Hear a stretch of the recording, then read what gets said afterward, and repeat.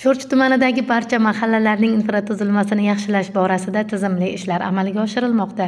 Xususan, tumanning Guliston mahallasida amalga oshirilayotgan samarali ishlar aholini quvontirmoqda.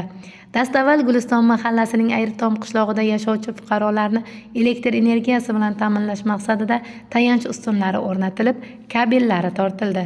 Ayni vaqtda Guliston mahallasining Ayritom qishlog'iga olib boruvchi yo'llarga asfalt yotqizilayotganidan mamnun bo'layotgan Ayritom qishlog'ida yashovchi har bir fuqaro duoga qo'l ochmoqda. Chekka qishlog'imizning obod bo'lishi, aholini baxtli va farovon yashashi uchun sharoit yaratib berayotgan yurtboshimizga o'z minnatdorchiligimizni bildiramiz, deydi Quvonchdan qishloq aholisi. Bu yil juda biz uchun xursandchilik, yuragimizga sig'maydigan ajoyib yil bo'ldi. Mana muhtaram prezidentimizning tashabbuslari bilan mahallamiz juda chekka qishlog'imizga birinchi navbatda ichimlik suvlari juda serob bo'lib qoldi. Allohga behisob shukr.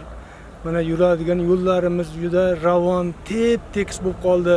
Qolaversa mana svetlarimizni tayanch endi o'zimizning tilda ustalba deymizmi, shu narsalarni to'la to'kis mahallamizga qo'ndirib, kabellarni tortib, xudosa yana svetlarni ulaydigan bo'lib tayyor bo'lib turibdi. Biz bundan juda xursandmiz. Oila a'zolarimiz bilan, qishloq ahli bilan avvalambor muhtaram prezidentimizga juda katta rahmat, chin yurakdan umrlari uzoq bo'lsin. Shuni qo'sh qanot bo'lib turgan vakillariga ham katta rahmat. Bizni xalqimizni o'ylab tekis yo'llar, ichimlik suvlar, o'chmaydigan svetlar berib turibdi. Biz bundan juda xursandmiz. Albatta, obod va fayzli mahallada yashash har bir fuqaroning quvonchiga sabab bo'ladi.